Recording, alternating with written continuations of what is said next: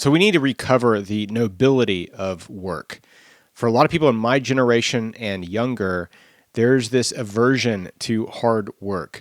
Now, I'm fully aware that there's a lot of people that are like, you know what, I'm a very hard worker, Brian, and I am a young person, and you've just offended me. I get it. But when I think about my grandparents, for example, and even my own parents, and my dad in particular, and the way they thought about work, even my dad right now, and I hope he's not embarrassed about me saying this, but my dad right now, he's well beyond retirement age, and yet he continues to work. He started a big company, engineering firm, and he stepped down from president, CEO, but he still is now on contract and goes back in and he works every day because there's something good about work. There's something valuable and satisfying and delightful even about work. And the reason for this is that God created work as a good thing. In fact, I know maybe not all of you agree with this. That's okay.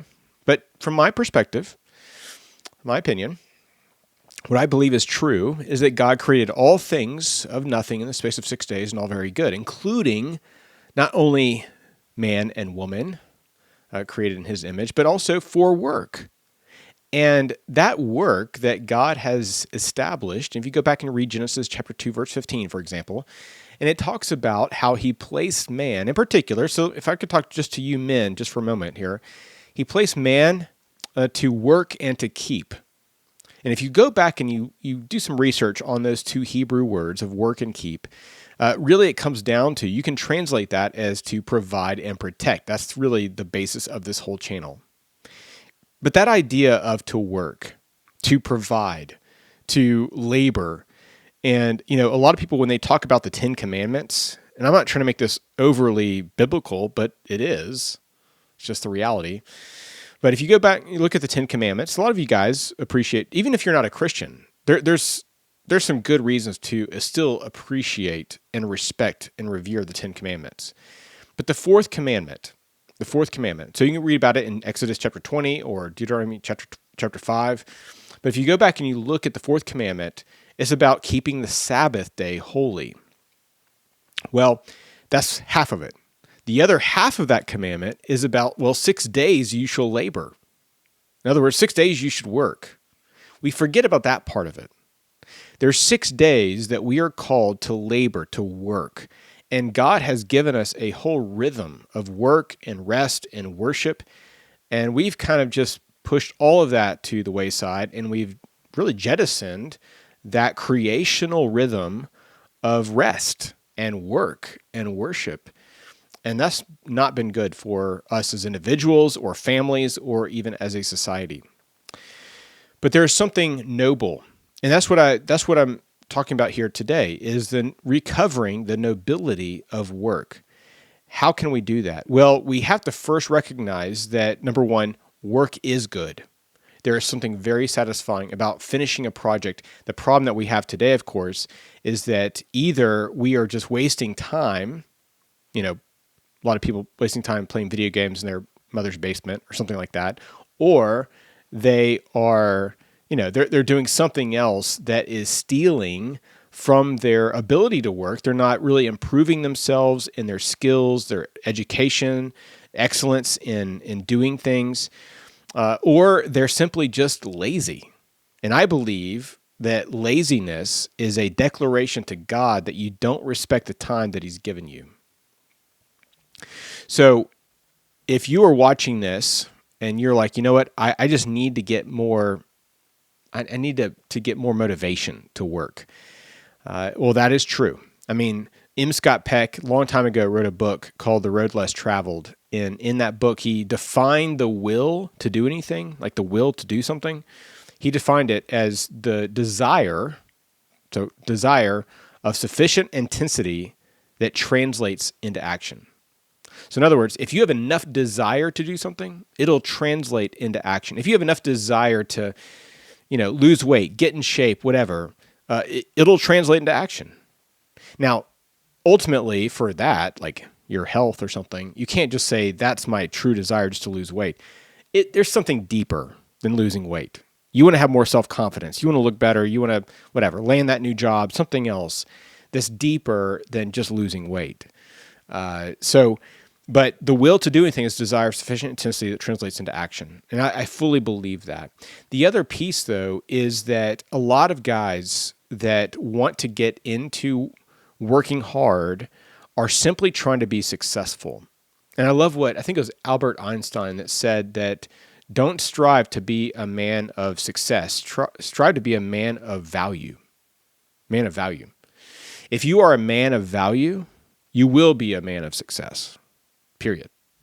So if you improve your value, again, in your knowledge, your skills, your education, your competency, your character, your beliefs, your chemistry with other people, working well with other people, I mean, all those things, if you improve your value, success will follow.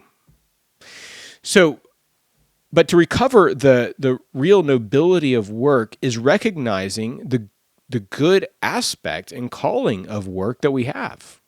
But it's also recognizing, and this is the second area, it's also recognizing that work is hard. So if you go back and look at Genesis again, Genesis chapter 3, it talks about the fall of Adam and Eve. And I don't believe they were fictional characters. I think they were real people.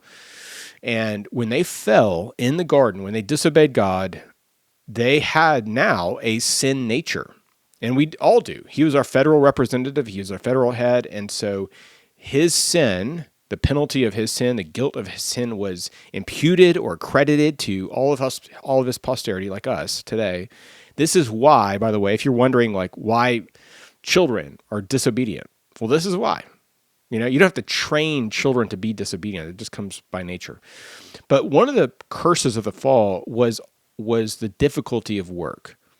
It takes hard work, the sweat of our brow. There's thorns and thistles. There's things in this world that make work hard now, which means that it makes providing hard now. In my city, you know, going back to 1973, in my city, the average cost of a home was like $27,000, $27,400, I think, specifically. Today, it is, as of end of last year, 2025, last year, it's 2026 now, it was right at $360,000. So median house, not average, median house, from $27,400 to $360,000. So that's a 1,200% increase. At the same time, 1973 to 2025, the median individual income rose 400%. Okay. So it was roughly 10,000, went to like 47,000, something like that. So it rose about 400% on the income, but the housing costs increased 1,200%. There's an 800% difference there, right? Yeah, that's my math. 800% difference is hard. It's hard to provide. And so the first thing that our culture has attacked is the family, the breakup of the family, so that our wives are having to work to supply the basic needs of our living and all that stuff now.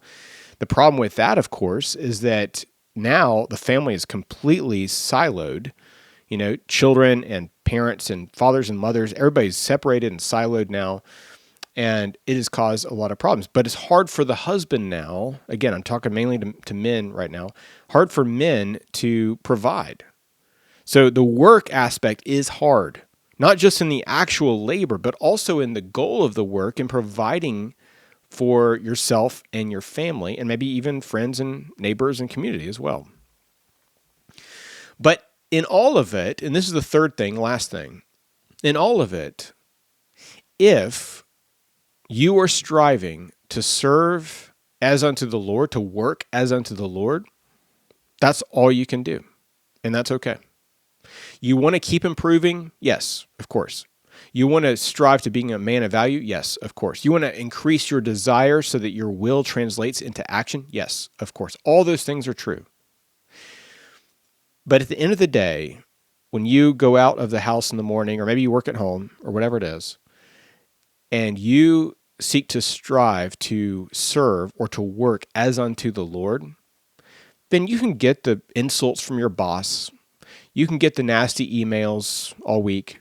You can get the I don't know, the difficulty of doing spreadsheets and detailed work that you don't want to do. All those things that just come with work that are hard. You can deal with all of that because ultimately I'm serving as unto the Lord, and he takes pleasure. He takes pleasure in his people who work as unto him. And that's a good thing.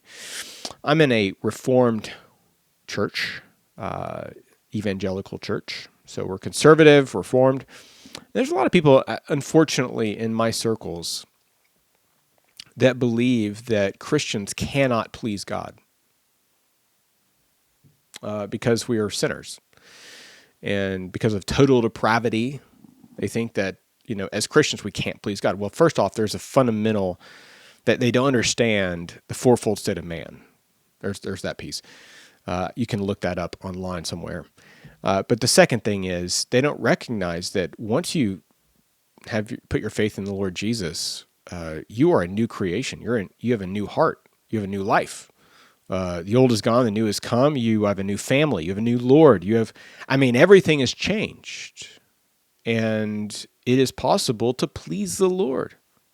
And part of that is in your work. So 6 days you shall labor, you shall work. One day in the week, set aside for worship, for rest. Charlie Kirk has just published a book, posthumously, of course, because he's been assassinated already. But the book just came out or coming out soon. I've not purchased it yet, but it's in favor of or arguing for the idea of a Sabbath, of having a 1 in 7 day that is set aside for worship and rest. The Puritans called it the market day of the soul, the feast day of the soul. So I think part of the idea of the nobility of work, yes, going back to Genesis, recognizing the difficulty of it, all that, working as unto the Lord, but also really recovering the rhythms. If every day looks exactly the same, you don't have the right peace and rhythm. But if you do have some level of rhythm of, I'm going to work these 6 days, I'm going to work as unto the Lord, I'm going to work with excellence, I'm going to grow in my value, and all those things, all that's good. That's very good. But then have one day where you're like, you know what? I get a whole day. It's a gift. I get a whole day. We're not doing in our home any laundry. We're not going out to eat. We're not doing anything but worship and rest. Now, on occasion, works of mercy for other people or necessity. Sometimes, as it were, the ox is in the ditch, the cart's in the ditch, your car breaks. You got to take care of some stuff for sure. That's okay. But there's got to be rhythm. And I think that helps recover the nobility of work. So, guys, I'd love to hear your thoughts on this. If there are things that I've missed in this, or maybe other aspects to the nobility of work, or maybe even generationally. I remember the old word hipster. I haven't heard that word in a long time, the word hipster.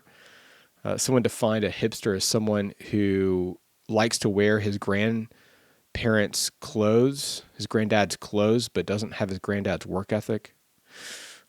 Maybe.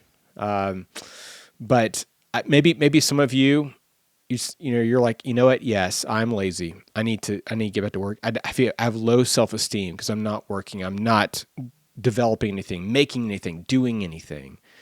There's something that is just foundational and visceral about a man needing to do work, to do good work, and do it in the right perspective and attitude, with the right motivation as well. So, well, guys, let me know your thoughts on this. I do really appreciate you and your support for us and for this channel, and we will see you on the next video.